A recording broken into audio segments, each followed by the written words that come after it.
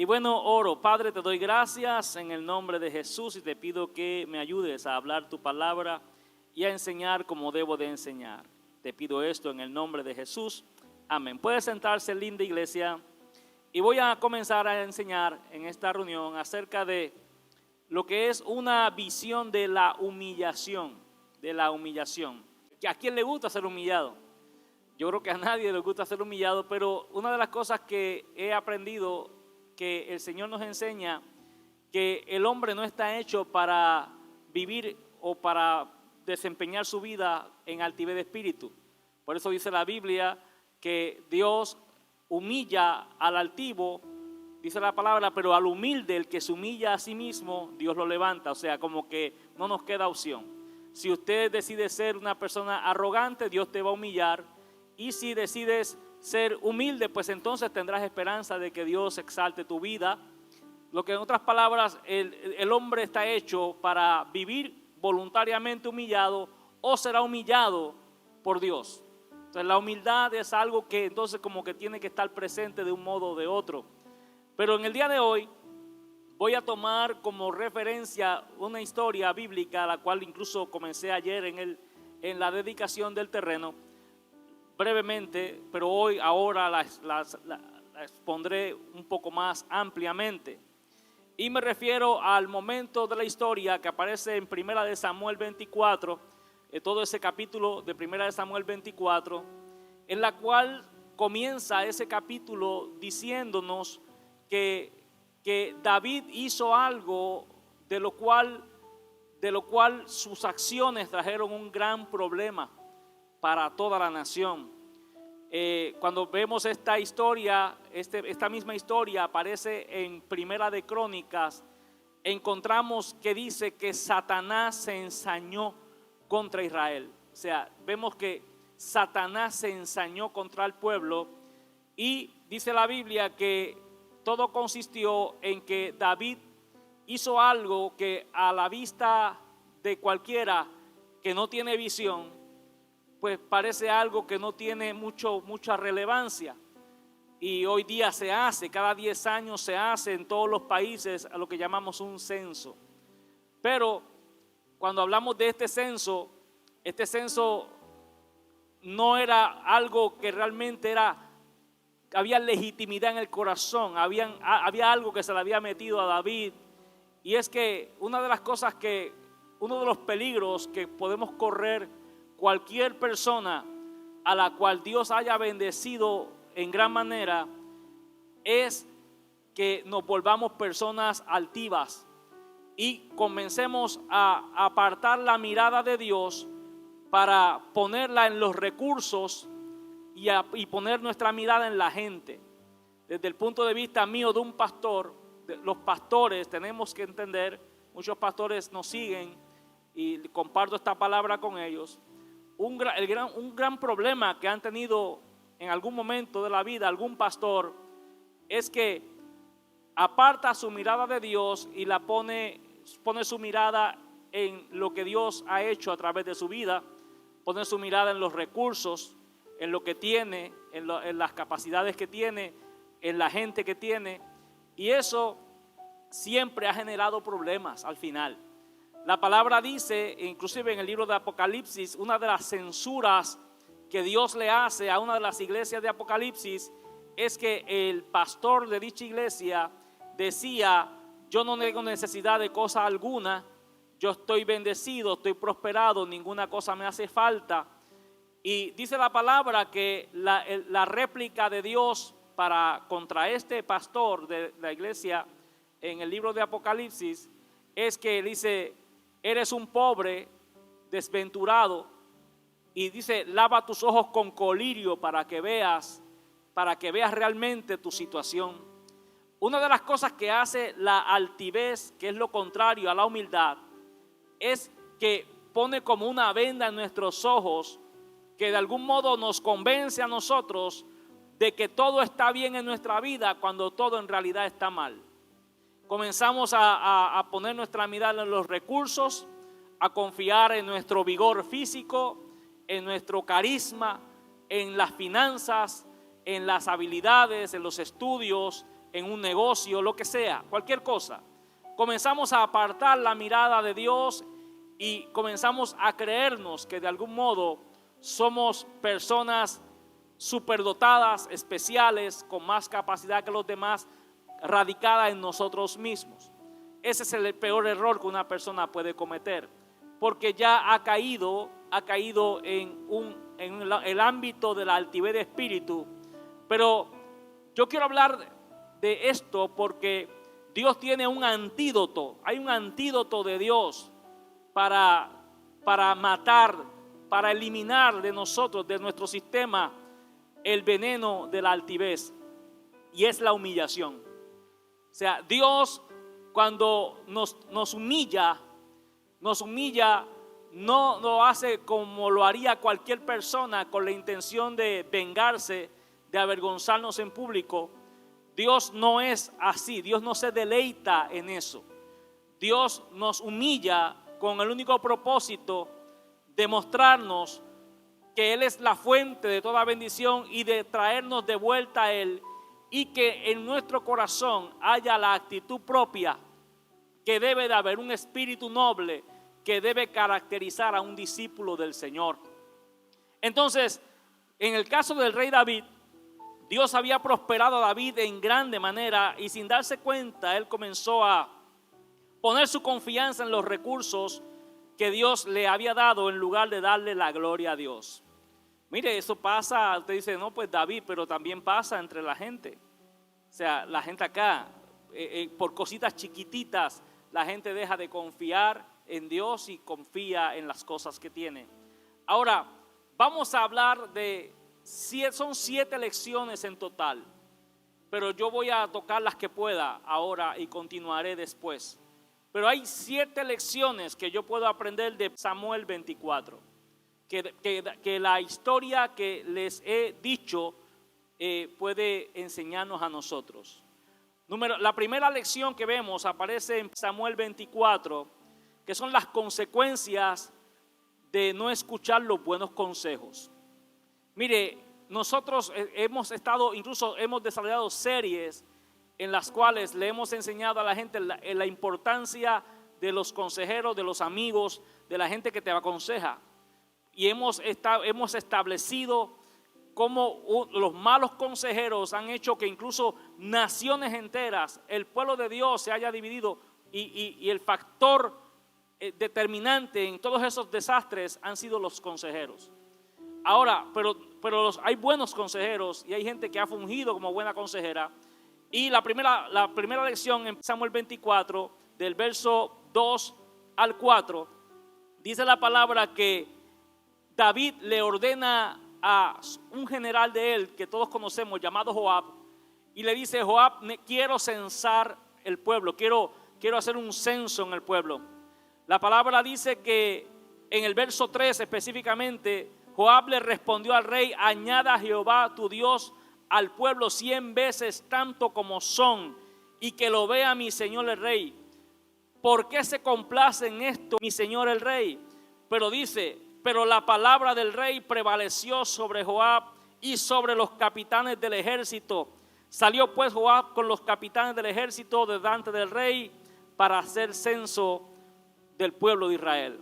No solamente Joab le intentó impedirle a David: ¿para qué lo haces? O sea, Joab era un hombre bastante cercano al rey. Fue de aquellos que convivió con él en la cueva de Adulam cuando no era rey. O sea, tenían una historia larga. Y si hay algo entre los amigos con historia, es que se conocen bien. Y podemos darnos cuenta las motivaciones de un amigo. Cuando un amigo tiene una mala intención, una mala motivación, o está siendo motivado por algo impuro, incorrecto. Dice la palabra que Joab le dijo: ojalá Dios te dé 100 veces más lo que tienes hoy, pero ¿para qué vas a hacer esto?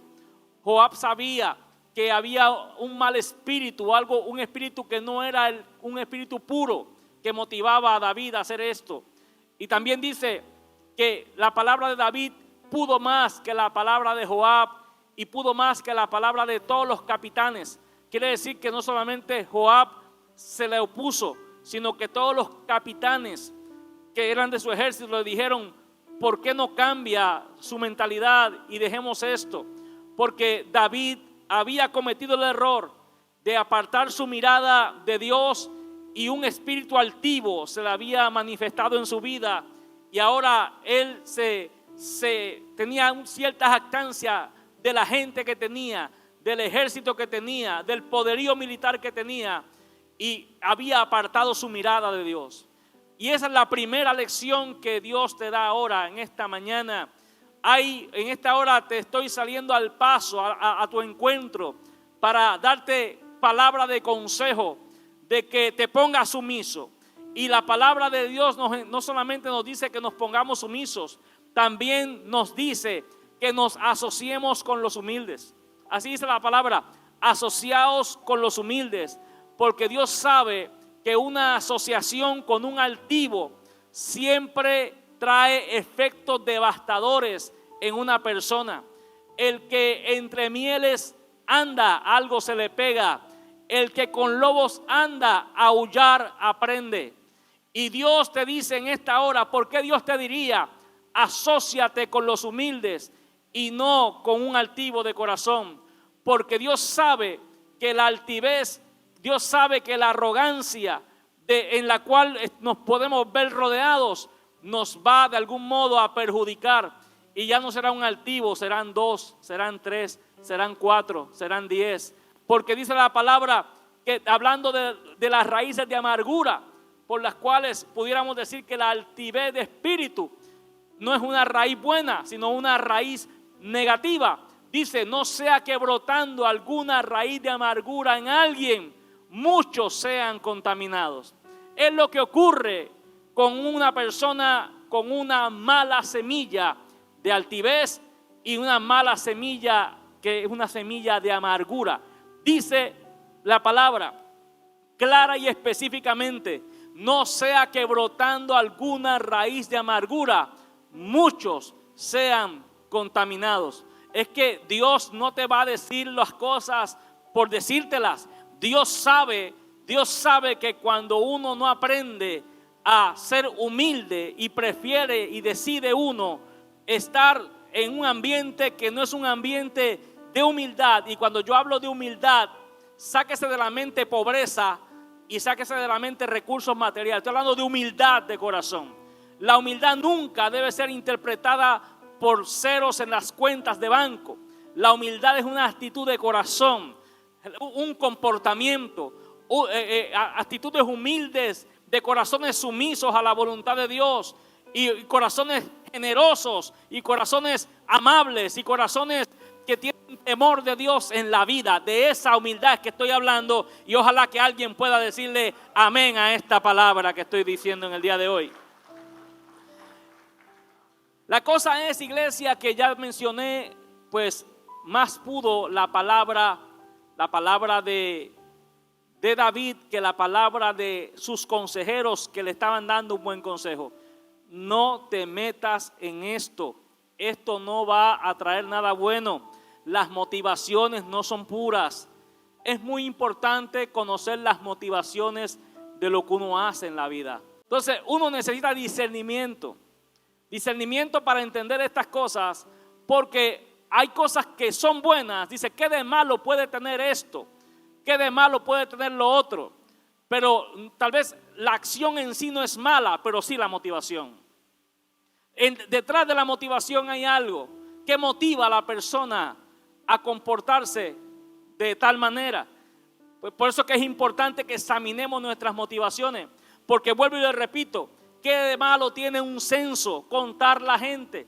La Biblia está llena de censos. La Biblia dice, está llena, usted mira la Biblia, por eso encontramos que dice que eran 12 apóstoles, 70 adicionales que se agregaron después. Dice que habían 5,000 personas los que comieron los panes y los peces. Todo eso son censos. Dice la palabra que 120 recibieron el Espíritu Santo. Dice la palabra que Pedro se ganó en la primera predicación miles, y la otra más miles todavía, 5,000 personas se ganó. Todos esos son censos, hubo contabilización. Eso es censo. Y ninguno de ellos es castigado. ninguno de los censos que vemos en la Biblia, donde se cuentan cosas, son castigados. Este es el único que es castigado, porque hay una motivación impura. Por eso yo te digo que aunque tú hagas cosas que tengan apariencia de piedad y de bondad, pero dice la palabra que habrán hombres que tienen apariencia de piedad, pero negarán la eficacia de la misma. Dice, y a esto se evita, dice la palabra, a esto se evita. Entonces, ¿qué nos dice el Señor con esto? Lo más importante es tu motivación. ¿Qué te motiva a hacer lo que estás haciendo hoy?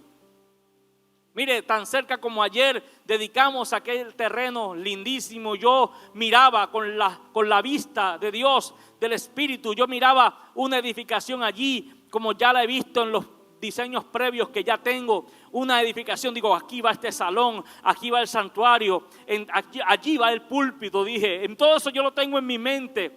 Pero la motivación, lo que me motiva, no es demostrarle nada a nadie.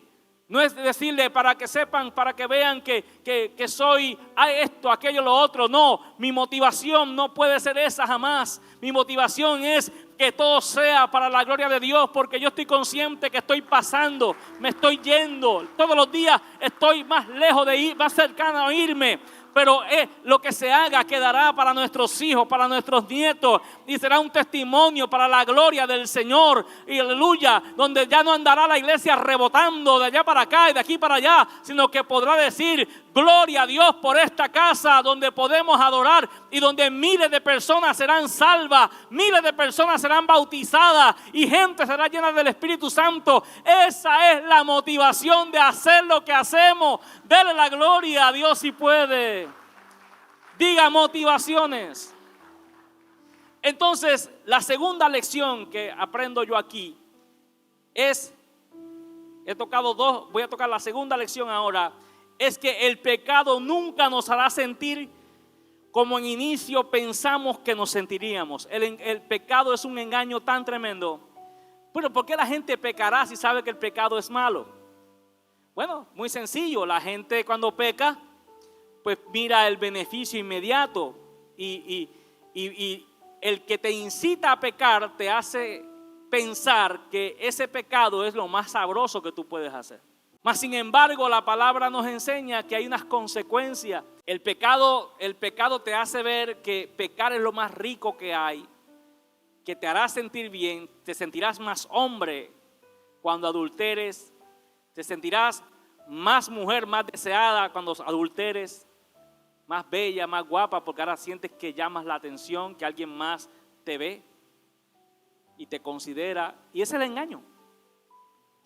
Cuando estás metido en el asunto te das cuenta de que te sientes miserable, sucio y que no te sientes como tú pensabas que te sentirías.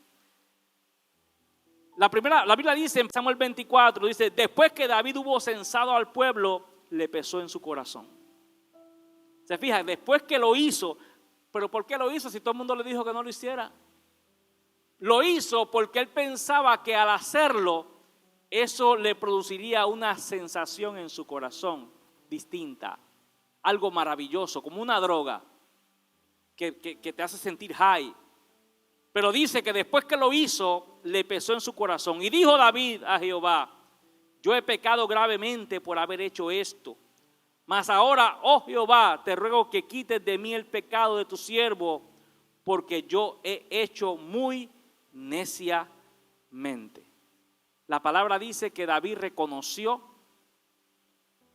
La pregunta es, cuando usted lea la Biblia, léala como si fuera usted. Le dice: no lo hagas.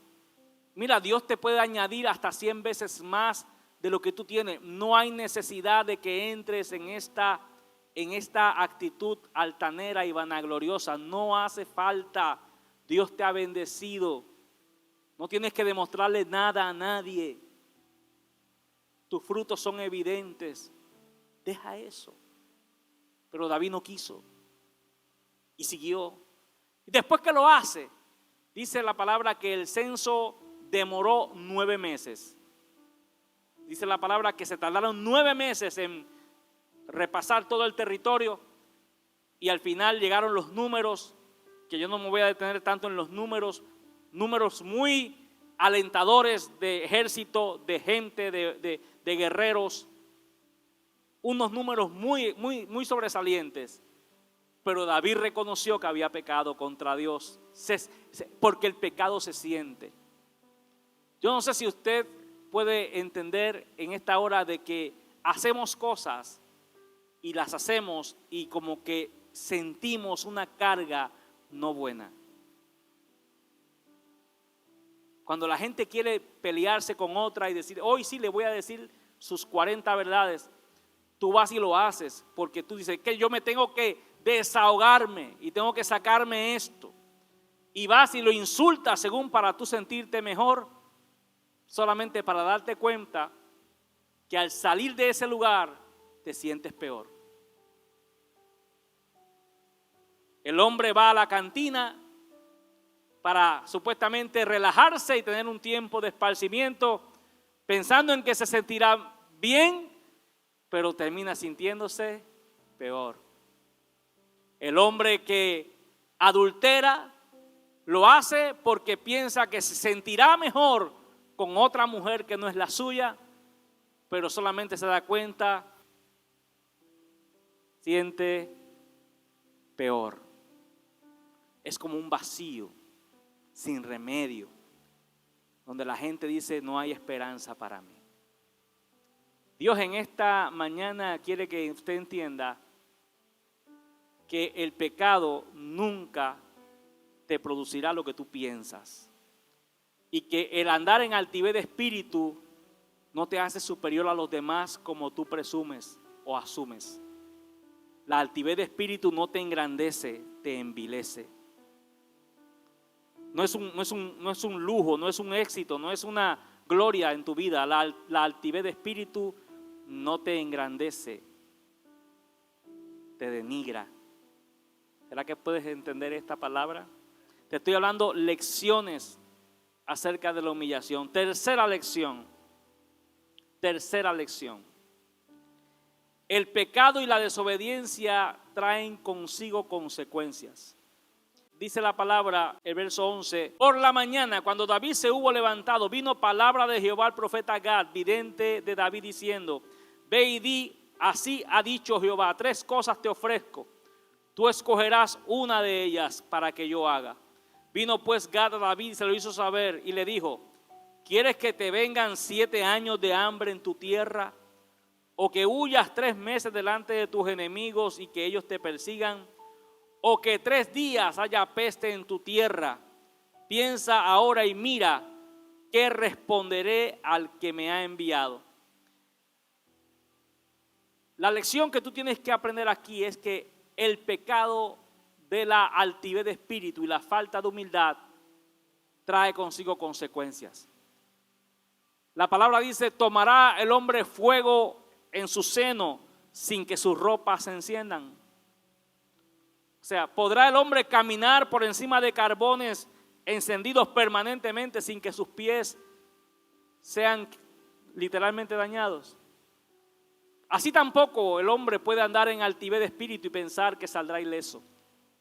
Usted tiene que hoy tomar la decisión de decirle al Señor que le dé un espíritu humilde, un corazón sencillo, y que usted tenga el discernimiento de saber qué es lo que le conviene y qué ambiente es el que le conviene, porque hay ambientes que nos facilitan desarrollar buenas disciplinas y hay ambientes que nos facilitan el pecado y la maldad y las cosas que no agradan y glorifican al Señor.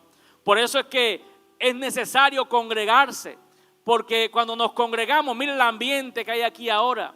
Aquí lo que hay es un ambiente de revelación de palabra, un ambiente donde Dios nos está hablando, un ambiente donde no estamos en otra cosa, no estamos resaltando cosas malas, estamos trayendo buenos valores a la vida suya que le pueden hacer a usted marcar la diferencia entre un éxito permanente y un éxito fugaz.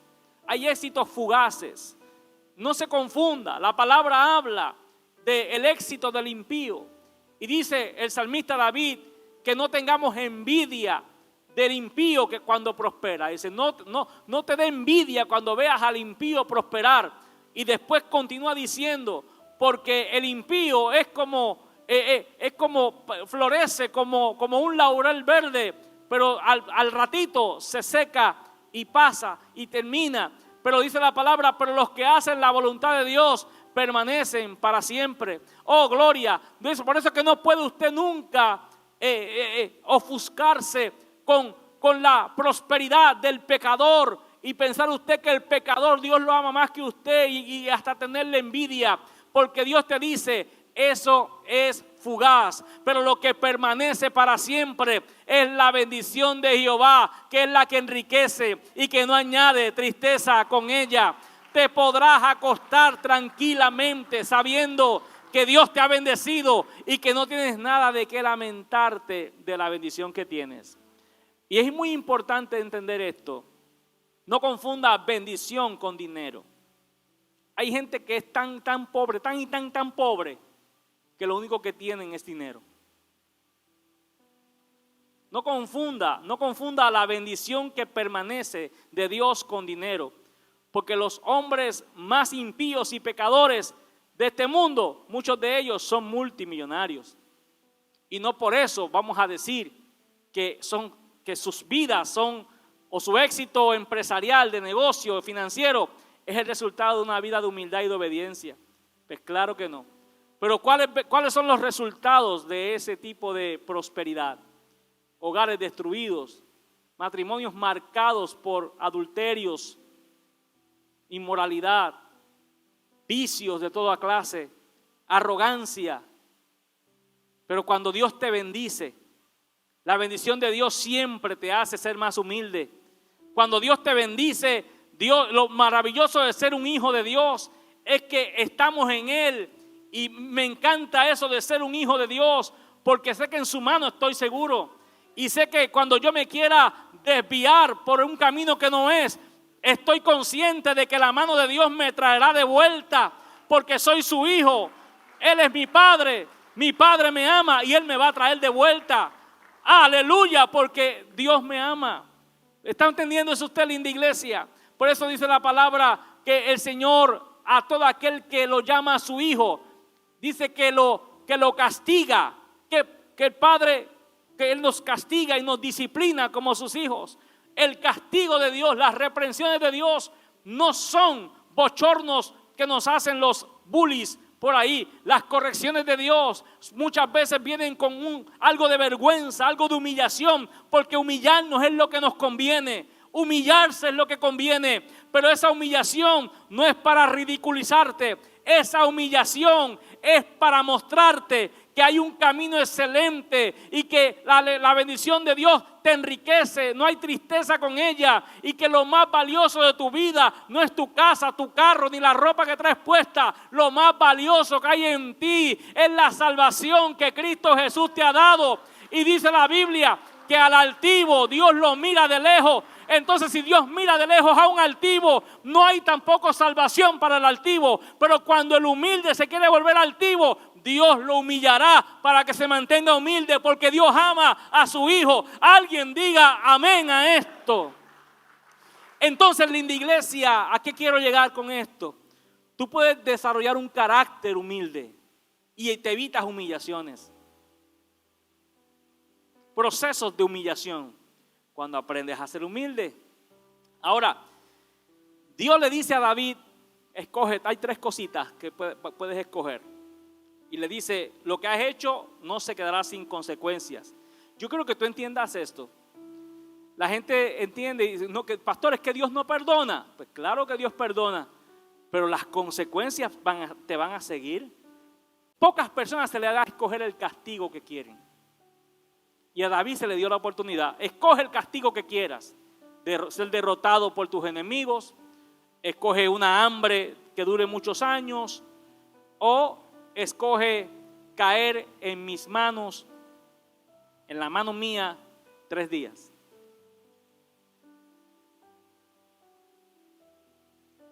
David es un hombre que, aunque tuvo todas estas falencias de carácter, hay algo de David que me gusta.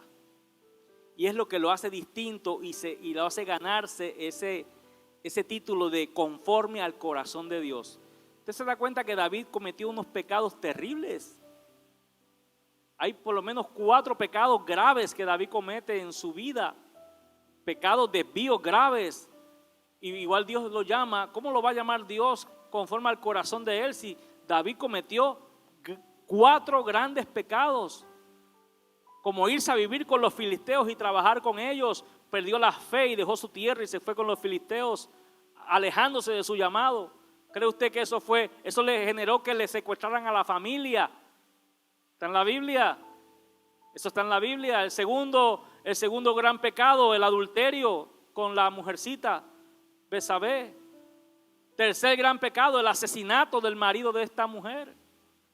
Cuarto gran desvío, montar el arca del pacto de Dios en una carreta de bueyes, como el que carga caña, y Dios se molestó con él y le dañó la fiesta. David es un hombre sumamente reprendido y corregido y procesado en toda la Biblia, pero me encanta él. Por eso es que es conforme al corazón de Dios, porque en los procesos a los cuales Dios lo somete, él es humilde. Y él dice esta palabra. Entonces David dijo a Gad: en grande angustia estoy, caigamos ahora en mano de Jehová, porque sus misericordias son muchas, mas no caiga yo en manos de hombres. Yo quiero que tú entiendas algo. Los pecados, los errores van a traerte consecuencias, pero hoy permite que esas consecuencias vengan de la mano de Dios. Tú digas: Señor, si me reprendiste, castígame, pero sé que en tu mano hay misericordia. El hombre no tiene misericordia, pero la mano de Dios tiene misericordia. Dios tiene misericordia. ¿Y a qué quiero llegar con esto, iglesia? Porque ahora entro a la parte que usted no ha escuchado de esta enseñanza. Es que Dios nos castiga y reprende nuestra desobediencia, pero siempre tendrá misericordia de nosotros. Dios va a tener misericordia de ti. Hay alguien en este santuario, alguien tal vez en el circuito cerrado, alguien en el balcón, alguien en la casa viendo a través de este programa que usted está viéndolo, alguien en Panamá está viendo esto, que tiene que entender que usted tendrá consecuencias de sus errores, pero tiene que entender que Dios tendrá misericordia de ti como la tuvo con David. La historia de David me enseña que David hizo locamente. Él dijo: neciamente he obrado yo. Pero Dios tuvo misericordia y Dios lo iba a reprender, pero lo iba a levantar. Dios, como Dios te reprenderá a ti, me ha reprendido a mí, me reprenderá en el futuro, pero no me dejará. Y Dios te dice a ti: no te dejaré, aunque te hayas equivocado, aunque hayas fracasado, aunque hayas cometido errores, no te voy a dar la espalda. Y lo interesante de esto, mencioné que un pastor amigo mío me contaba una historia de cuando él era pequeño, era travieso. Y los padres de antes eran más dados a castigar físicamente, pegaban mucho. Y este padre eran muchos hermanos ellos. Y cuando se portaban mal, el padre los castigaba físicamente, fuertemente. Pero mi amigo pastor me cuenta de que él tuvo una técnica, elaboró una técnica que le hacía más tolerable los castigos.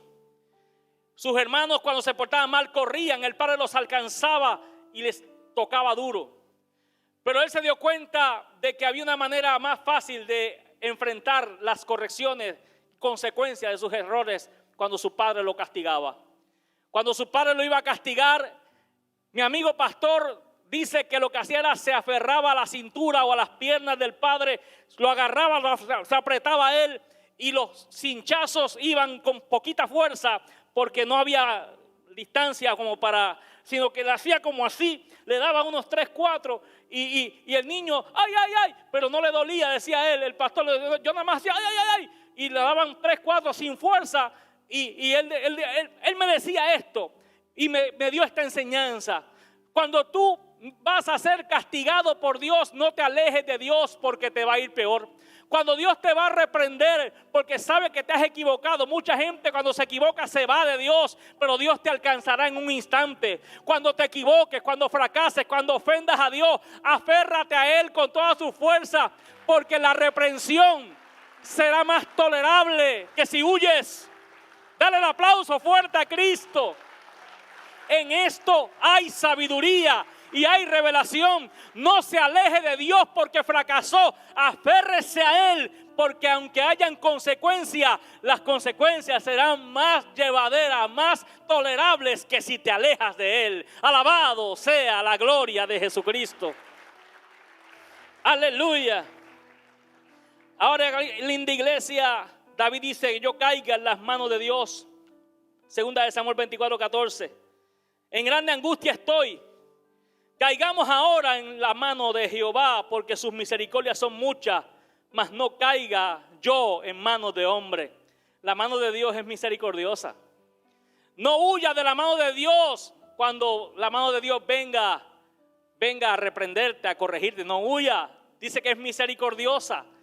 Aguante porque el que soporta la disciplina, Dios lo trata como a hijo.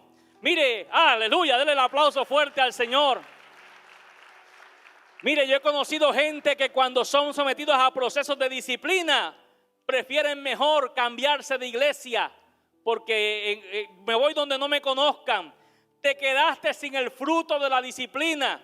Y también dice la palabra que el que tal se comporta, el que resiste, no acepta disciplinas de Dios, dice la palabra, no el pastor, la palabra, que es considerado como un bastardo espiritualmente hablando, porque no soporta disciplina de padre. Cuando usted cometa errores, cuando usted defraude a alguien, cuando el pastor tenga que decirle algunas cosas, no haga como hacen la gente que no tiene una cultura de disciplina o que no tienen un concepto de paternidad.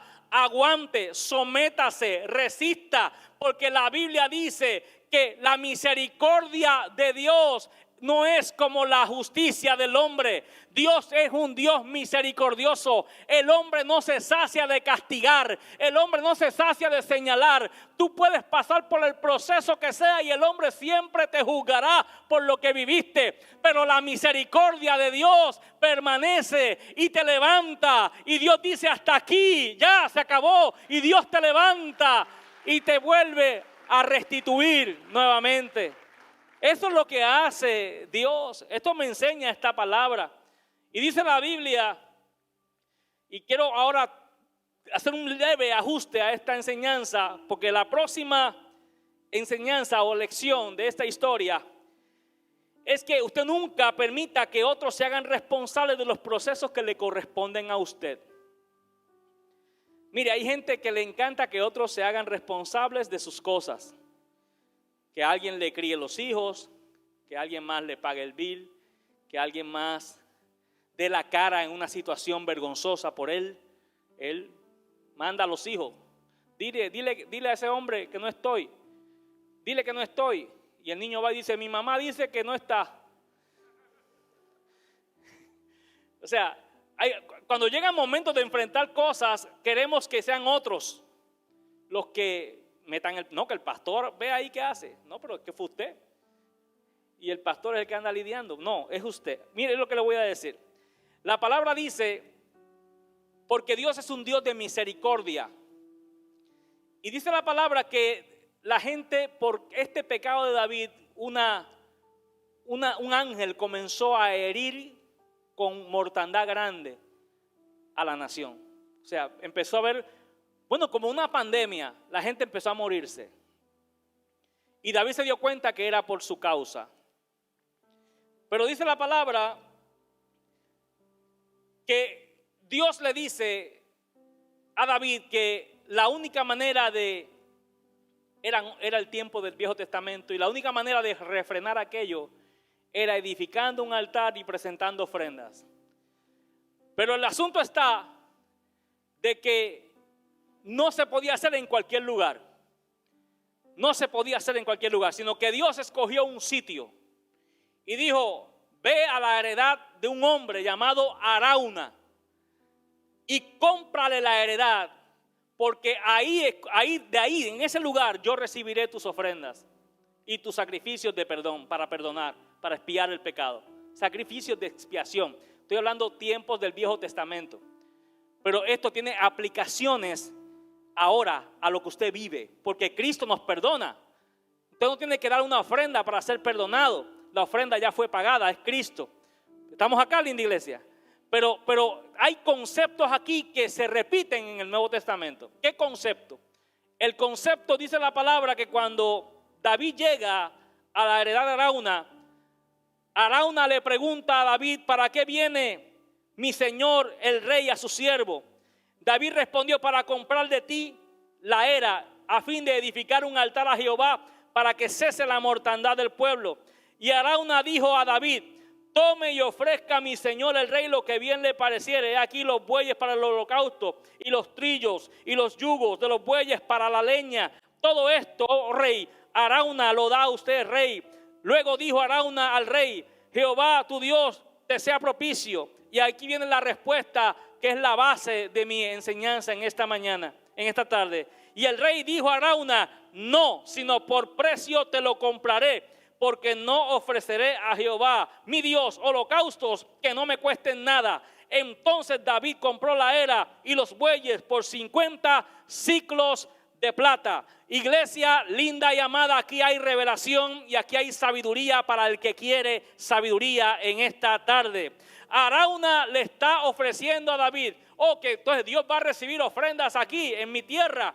Yo no te puedo vender esta tierra, yo te aprecio. Toma la tierra, toma los animales, toma la leña, todo, porque yo a ti te respeto, te admiro, te valoro como mi mentor. Pero ¿qué dice la Biblia? David dijo: yo no puedo ofrecer a Dios sacrificios que no me cuesten. Hay procesos que eres tú el que los tienes que pagar. Hay procesos que eres tú el que tienes que vivirlos, y no nadie más los puede vivir por ti. ¿Será que hay alguien que puede entender esta palabra en esta tarde?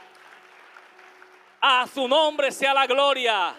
Hay procesos que tú tienes que vivirlos tú. Dios no quiere que tú le digas a alguien más que haga lo que te toca a ti. Como el hombre que le dice: con que mi mujer y mis hijos vayan a la iglesia, es como si yo fuera. Mire, señor, usted está más errado que un cangrejo visco. O sea, usted está bien extraviado. Es un hombre que dice: no, con que mi mujer y mis hijos vayan. No es que mi mujer y mis hijos vayan. Es que hay algo que le toca hacer a usted, y usted no puede delegarlo en nadie. Usted tiene que venir usted. Usted tiene que pagar el precio de su consagración usted.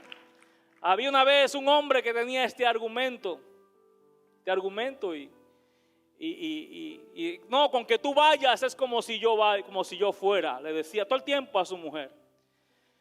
Y vino un día la esposa y preparó un arroz con gandules y bistec encebollado y flan de postre y una piña colada.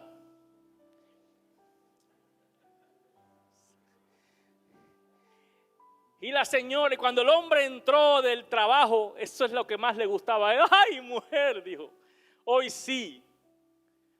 ¿Qué pasó?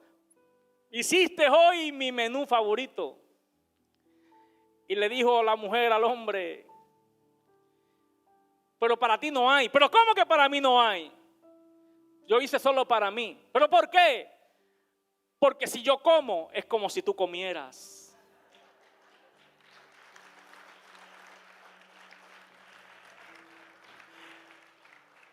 Tienes que aprender a deleitarte en la presencia de Dios. Esto no se trata de que tu mujer y que tus hijos. Esto se trata de que tú, hombre, que tu mujer, hay algo que te toca a ti. David nos enseña en esta historia que aunque haya gente de buena fe, que aunque haya gente que nos quieran hacer la vida más llevadera, hay cosas que yo tengo que hacerlas yo, y no puedo depender de la pastora ni de nadie. Hay cosas que me tocan pagar el precio a mí. Alabado sea la gloria del Señor. Para predicar la palabra, el precio lo tengo que pagar yo. Yo no puedo mandarlos a orar a ustedes para que Dios me dé mensaje. No, eso no sirve, señores. El precio tengo que pagarlo yo. La unción te tiene que costar a ti. La restauración tiene que costarte a ti. Denle el aplauso al Señor. A su nombre sea la gloria. Y David le compró y le pagó bien cara, le compró los animales, le compró todo. Si eso pasa con alguien, con gente que yo conozco, dicen, aquí me vino a ver Dios, porque quieren que otros paguen el precio de sus procesos. ¿Está entendiendo eso? Entonces el proceso de restauración tienes que pasarlo tú.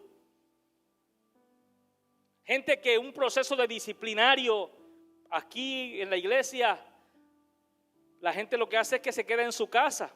Por eso yo nunca pongo tiempos de disciplina. Pastor, ¿cuánto dura la disciplina? Los pastores de antes eran como jueces.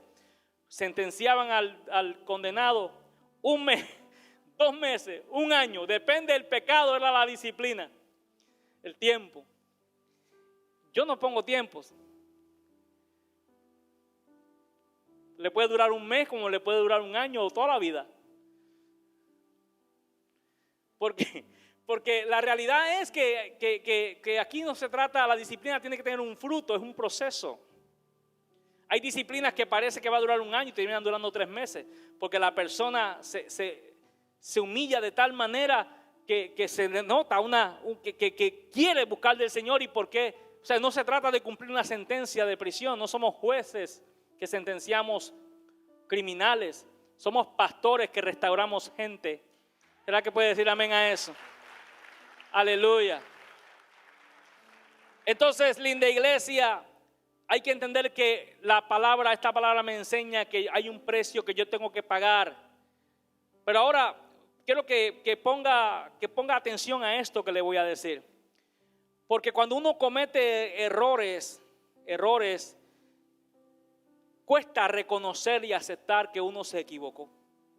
Y eso es cuando ya uno tiene como que humillarse. O sea, ya es evidente lo que te pasó por tus errores, pero ahora uno tiene que humillarse uno mismo. Porque hay gente que es humillada por otra, pero ellos no se humillan.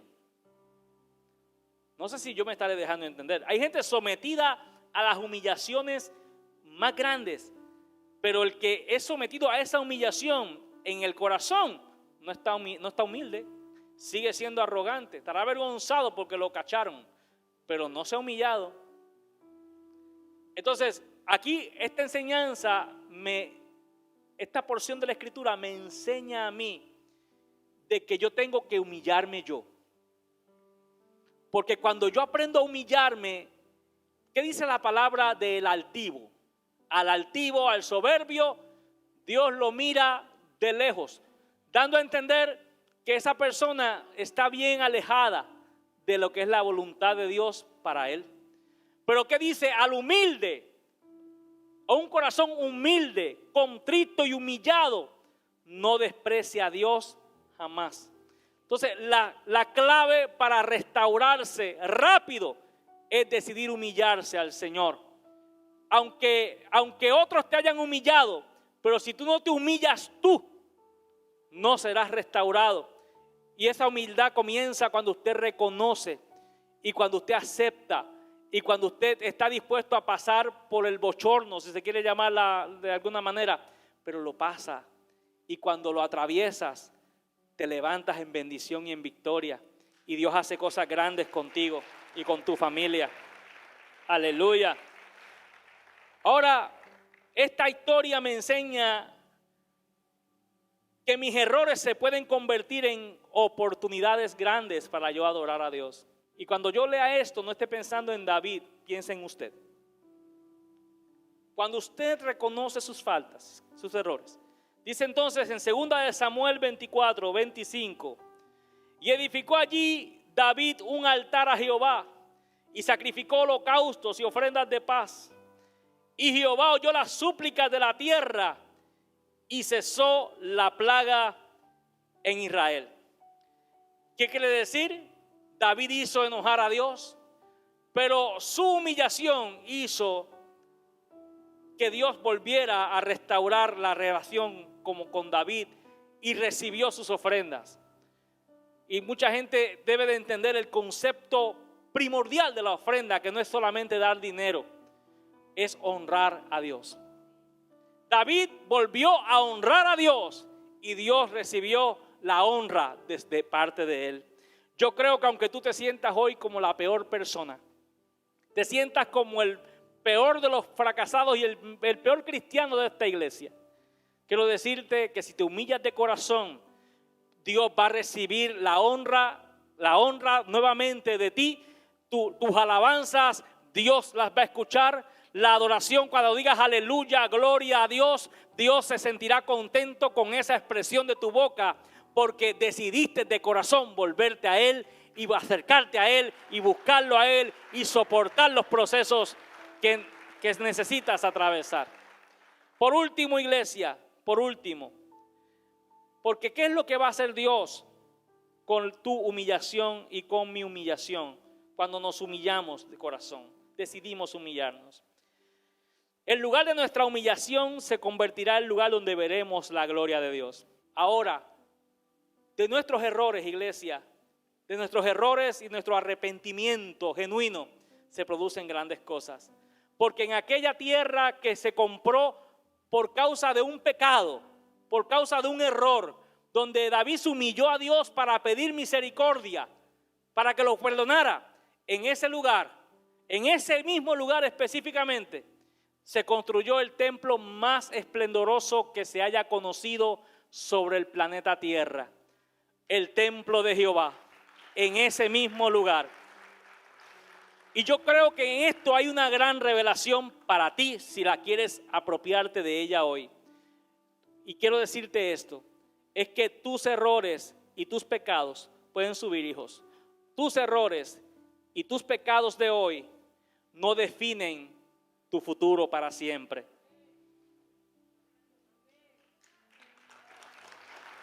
No define tus errores de hoy, tu caída de hoy, tu mala actitud de hoy. No determina lo que será tu futuro permanentemente. Porque en el lugar donde David llevó ofrendas para pedir misericordia por sus pecados, ese mismo lugar, unas décadas después, se convirtió en el lugar donde Salomón dedicaría un templo tan esplendoroso como no se ha visto hasta el sol de hoy, forrado de oro por todas partes, con los lujos más extraordinarios que se hayan visto para edificar templo a Dios alguno en el planeta Tierra.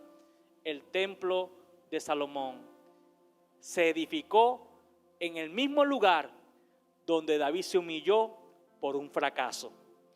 Y yo creo que esto debería darte luz a ti de tu propia vida. Porque en el momento en que tú decidas humillarte al Señor por tus actitudes y malas acciones, hoy lo que se ve es el lugar de la vergüenza y del bochorno y donde confieso mi error. Pero Dios lo que está viendo es un lugar donde va a fundar la adoración más maravillosa que pueda salir de tu corazón. ¿Será que tú puedes entender esto? Porque dice la palabra que en ese templo que Salomón edifica, dice que Dios mismo entró en él. Y entró de tal manera que había un programa preparado con músicos y todo estaba preparado, sacerdotes, todo preparado. Y en ese lugar donde David décadas antes se había humillado por un fracaso, por un pecado, por soberbio, por altivo, allí se rompió David. Pero de esa rotura del alma se levantó un portal entre el cielo y la tierra, donde Dios mismo entró. Y dice que aquel día los sacerdotes ni siquiera pudieron ministrar, porque Dios ministró Él mismo como gran sacerdote, poderoso, perfecto, aquel día. Y nadie pudo hacer nada, todo el mundo postrado. Todo esto ocurre por el fundamento de un hombre arrepentido. Por eso te digo que en el lugar de tu arrepentimiento, donde mismo te humillaste, en el lugar donde David se humilló a Dios después de haber pecado contra él, se convirtió en el lugar donde se edificó ese templo esplendoroso que el mundo jamás ha conocido, el templo de Salomón. Y esto es una palabra para ti. No mires ahora el bochorno de reconocer tu falta. Mira lo que Dios va a hacer después de esto. ¿Será que puede decir amén a eso? Porque todo aquel que se exalta a sí mismo será humillado, dice la Biblia. Pero el que decide humillarse a sí mismo será exaltado por Dios. ¿Será que alguien puede ponerse sobre sus pies en esta hora y darle gracias al Señor, reconociendo el señorío de Dios? Yo estoy consciente de que en esta tarde aquí debe haber gente que necesita restaurar su vida con el Señor. Gente que se ha equivocado y por su equivocación decidieron alejarse de Dios, de la iglesia, de las cosas de Dios. Pero por eso es que Dios me puso esta palabra para ti hoy.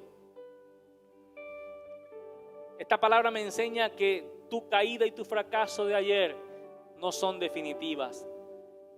Te puedes levantar. Y Dios va a recibir de nuevo tu alabanza. En esta tarde haré una invitación para que toda persona que necesite regresar a Jesús, volver al Señor, reconciliar con Él o recibirlo por primera vez. Si tengo a alguien en el santuario que necesita hoy volver a Dios porque entiende que se alejó un poco de Él, levante la mano donde quiera que esté, diga: pastor, yo quiero hoy que oren por mí porque hoy regreso a casa. Hoy regreso. Este es un gran día para volver al Señor. Dios te escuchará y tus oraciones serán contestadas de nuevo. Denle ese aplauso fuerte al Señor por la gente. Aleluya, adoramos al Señor. Adoramos al Señor.